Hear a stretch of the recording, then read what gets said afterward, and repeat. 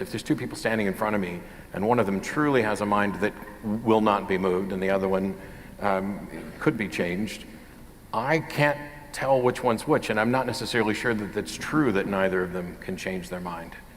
So I go with this assumption that their mind can be changed even if it's not by me or not right now. And if there's somebody who I can't affect, my goal becomes to try to change the world around them by dealing with the minds that can be changed. For both of you, when you've both had conversations with people who could best be described as brick walls, that you might as well have had the conversation on your own rather than to engage with it. What do you take away from that? How do you, does it get discouraging? How do you battle the frustration of the perceived futility in the moment against the clear advances that we might be making? Unfortunately, Dan Dennett is one of my brick walls on the topic of free will, and I'm his. Well, I think the one thing to notice is that, as you say, it's not always about changing someone's mind in the moment. I mean, people tend to like to change their minds in private, and that's, I mean, there's a kind of a faith-saving aspect to this, and there's just, you know, kind of the water on the rock process where you might not be the final moment that changes their mind, but you're part of a process. So I'm always impressed, and I think we've talked about this as well, how few experiences I have where it's clear that someone came into a conversation with a very strongly held opinion, and by some process of reasoning, they, at the end of the conversation, totally disavow it. I mean, I think I can count on one hand the number of times I've seen that happen. Yeah. But you and I are just inundated with the testimony of people who have changed their minds on these core issues through some process, and then the process often entails reading books or hearing debates, so it's like watching seeing a supernova go off or something. I mean, they're going off all the time, but we're not seeing them. A few years ago, there was a talk at one of the atheist conferences by a man. His talk was called "Don't Be a Dick," and he produced what he thought was an absolute slam dunk argument. He said, "How many of you in the audience, if somebody called you an idiot, would change your mind?" And of course, nobody would. But I felt that was a very unfair tactic, because if I tell somebody he's an idiot, and I don't do quite those words, but if the effect of what I'm saying is that he is an idiot, I admit I'm not going to change his mind.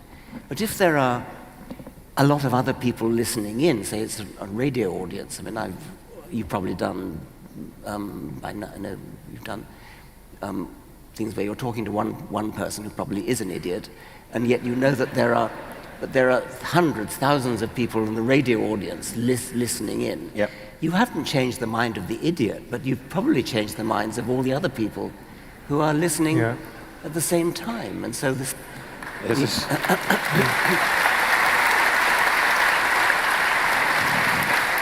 It's precisely the situation that I deal with both on the atheist experience and off. I'm not necessarily trying to change the caller's mind, although I'm happy for that to happen. I'm having the conversation for all the people out there who agree, who would have used those same arguments.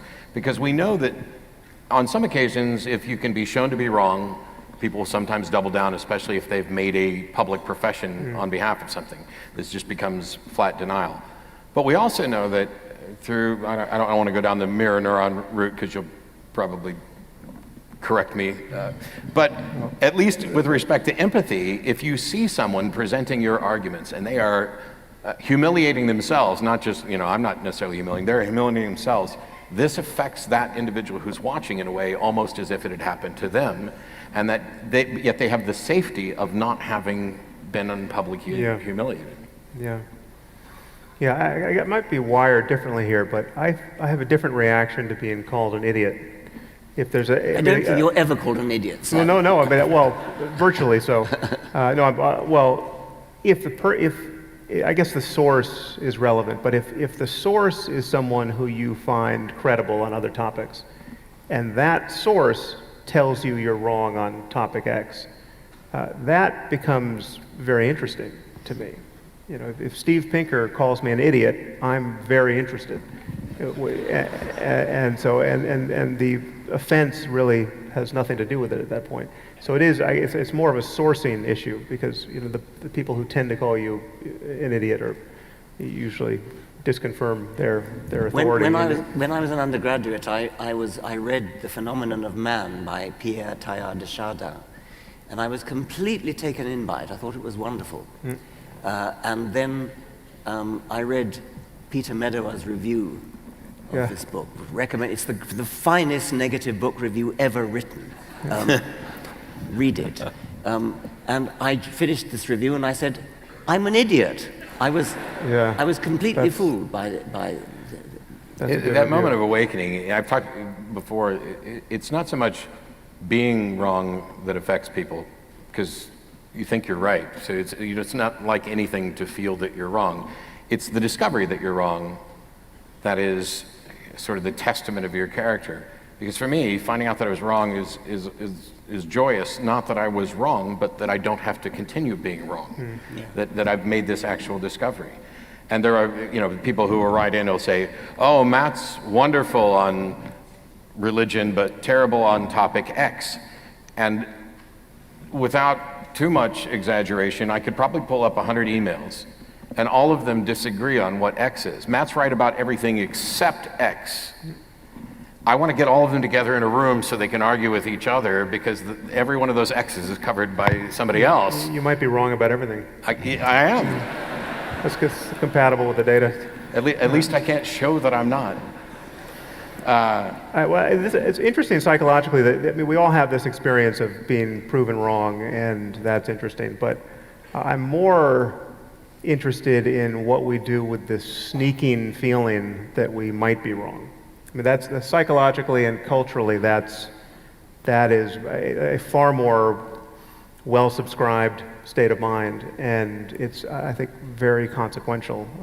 Because, well, obviously, when you're unequivocally wrong, well, then, I guess some people manage to ignore this, but there's not a lot to do. I think I just lost. Oh, there we are. There we go.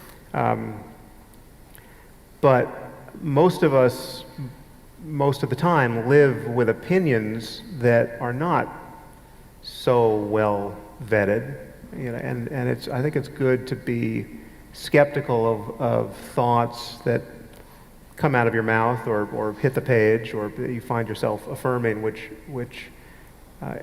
if suddenly a very smart expert in the relevant area stood before you and said, well, have you really thought that through? If you break out into a cold sweat at that point, it's worth sort of calibrating your conviction on those points, I think.